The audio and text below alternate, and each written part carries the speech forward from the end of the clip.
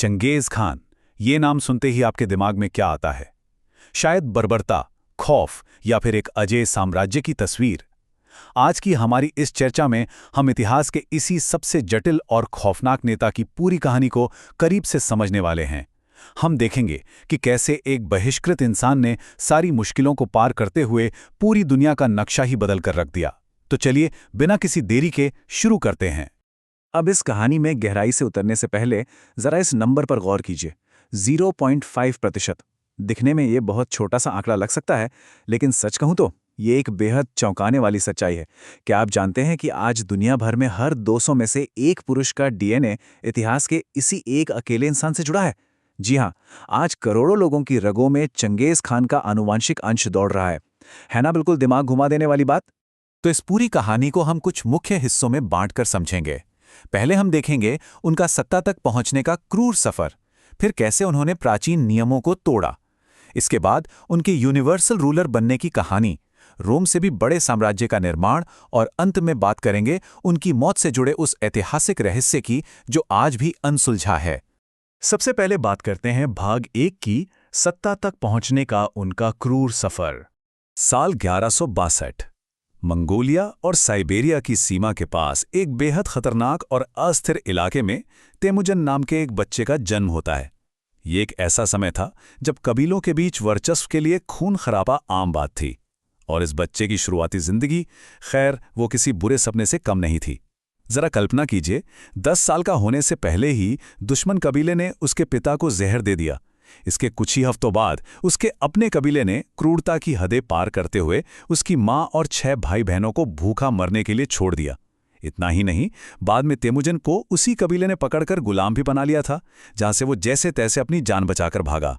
ये सब एक छोटे से बच्चे के साथ हुआ था। अब ऐसे हालात में इंसान के लिए जिंदा बचना ही सबसे बड़ी चुनौती बन जाता है। भूखमरी और बेबसी के उस भयानक दौर में तेमुजिन ने कुछ ऐसा किया जिसकी कल्पना करना भी आज हमारे लिए मुश्किल है। अपने परिवार का मुखिया बनने की होड़ और थोड़े से खाने पर अधिकार के लिए उसने अपने ही सौतेले भाई की हत्या कर दी। ये खौफनाक कदम था, लेकिन ये हमें साफ बताता है कि उसके अंदर बचने की वो चरम और क्रूर भावना कितनी कम उम्र में ही पनप गई थी, जो बाद में पूरी दुनिया ने देखी। चलिए आगे बढ़ते हैं भाग 2 की तरफ, प्राचीन नियमों को तोड़ना। तो सवाल ये है कि एक अनाथ और बहिष्कृत लड़का इतना बड़ा नेता कैसे बन गया? इसका सीधा सा जवाब है, उसने पुराने नियमों को मानने से साफ इनकार कर दिया। देखिए, पुराने मंगोल रीति रिवाज ये कहते थे कि ऊंचे पदों पर सिर्फ अपने रिश्तेदारों को बिठाओ, लेकिन तेमुजिन का तरीका बिल्कुल अलग था। उन्होंने खून के रिश्ते से ज्यादा योग्यता और वफादारी को अहमियत दी। और दूसरी सबसे बड़ी बात, जहां पहले दुश्मन कबीलों का नामो निशान मिटा दिया जाता था, तेमुजिन ने एक नई चाल चली। वो दुश्मन नेताओं को तो मौत के घाट उतार देते थे, लेकिन बचे हुए आम सैनिकों को अपनी ही सेना में शामिल कर लेते थे। इससे न सिर्फ उनकी सेना विशाल होती गई, बल्कि उन सैनिकों की अटूट वफादारी भी उन्हें मिली। अब युद्ध के मैदान में उनकी इस भयंकर क्रूरता के साथ साथ उनके शासन का एक आश्चर्यजनक रूप से प्रगतिशील पहलू भी था। उन्होंने अपने साम्राज्य में धार्मिक सहिष्णुता को बढ़ावा दिया। चाहे लोग मुस्लिम हों, ईसाई हों, बौद्ध हों या जीववादी हों, सभी को अपने अपने धर्म को मानने की पूरी आज़ादी थी। ये उस जमाने के हिसाब से बहुत बड़ी बात थी, और सच कहें तो इसी समावेशी और दूरदर्शी सोच की वजह से वो इतने बड़े और विविध साम्राज्य पर बिना किसी धार्मिक विद्रोह के राज कर पाए। अब आते हैं भाग 3 पर, यूनिवर्सल रूलर यानी विश्व विजेता का उदय। साल 1206 तक आते आते कई दशकों की कूटनीति और लड़ाइयों के बाद तेमुजिन ने शक्तिशाली नायमन कबीले को हरा दिया और सारे मंगोल कबीलों को अपने नेतृत्व में एकजुट कर लिया। अब यहाँ एक बहुत ही दिलचस्प ऐतिहासिक तथ्य है जिसे अक्सर नज़रअंदाज कर दिया जाता है। चंगेज खान दरअसल उनका असली नाम नहीं था। मैदाने जंग में उनके बेजोड़ कौशल को देखते हुए उन्हें चिंगिस खान की उपाधि दी गई थी, जिसका मतलब होता है यूनिवर्सल रूलर।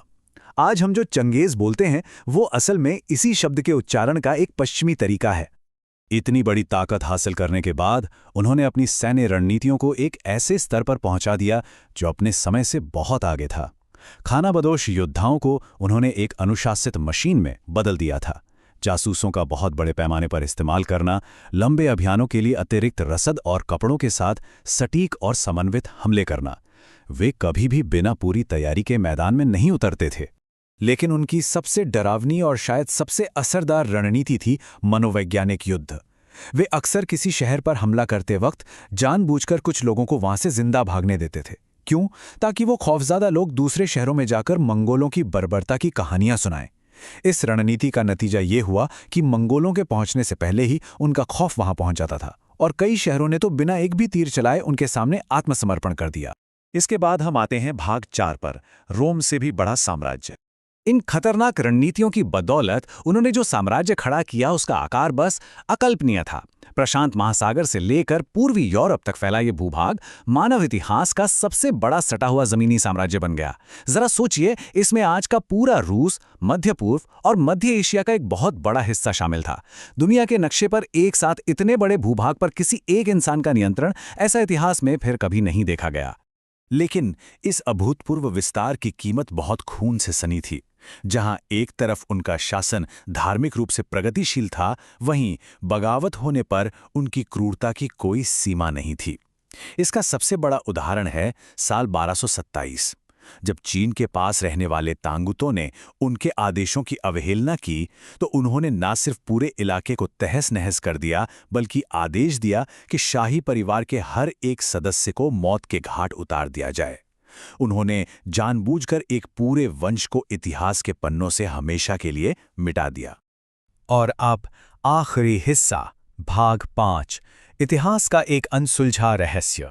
तांगोतों पर अपनी इस खौफनाक जीत के तुरंत बाद अगस्त 1227 में 65 साल की उम्र में इस महान शासक का अंत हो गया। लेकिन दुनिया के इतने बड़े हिस्से पर राज करने और इतिहास में इतनी गहरी छाप छोड़ने वाले इस इंसान की मृत्यु आखिर हुई कैसे? ये आज भी कायम एक बहुत बड़ा सवाल है। सच तो ये है कि उस दौर के सबसे शक्तिशाली इंसान के अंतिम क्षणों की असली वजह आज तक कोई नहीं जानता। तो इस बारे में सबसे महत्वपूर्ण बिंदु यह है कि हमारे पास कुछ अलग-अलग थ्योरीज हैं। सबसे प्रचलित सिद्धांत यह है कि जंग के दौरान वे अपने घोड़े से गिर गए थे और उन्हें ऐसी अंदरूनी चोटें आईं जिनसे वे कभी उभर नहीं पाए। अन्य इतिहासकार मानते हैं कि शायद उन्हें मलेरिया या बुबोनिक प्लेग हो गया था। और एक तीसरी थ्योरी ये भी कहती है कि उनके घुटने में तीर लगा था, जिसका इन्फेक्शन पूरे शरीर में फैल गया और वही उनकी मौत का कारण बना।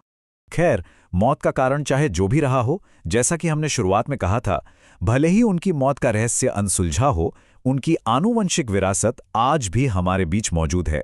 आंकड़ों के अनुसार वैश्विक स्तर पर 0.5% पुरुष आज भी अपना डीएनए सीधा इसी मंगोल शासक तक ले जा सकते हैं।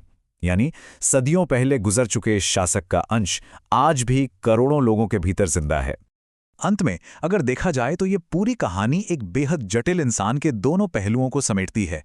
एक तरफ वो एक ऐसा क्रूर सेनापति था जिसने अपने रास्ते में आने वाले पूरे के पूरे राजवंशों को बेरहमी से मिटा दिया, और दूसरी तरफ वही इंसान एक प्रगतिशील और दूरदर्शी नेता भी था जिसने आधुनिक दुनिया के सबसे बड़े साम्राज्य की नींव रखी, और आज वो लाखों लोगों का जैविक पूर्वज है। ये बात हमें सोचने पर मजबूर कर देती है कि इतिहास में एक क्रूर युद्ध सरदार और एक दूरदर्शी नेता के बीच की रेखा आखिर कितनी धुंधली हो सकती है।